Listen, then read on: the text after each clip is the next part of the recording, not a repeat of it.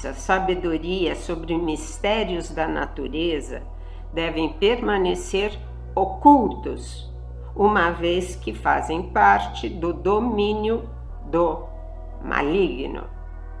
Todo aquele que se envolve nestas ciências está buscando conhecimentos no território inimigo, exatamente como procedeu Eva, dominada pela soberba do muito saber.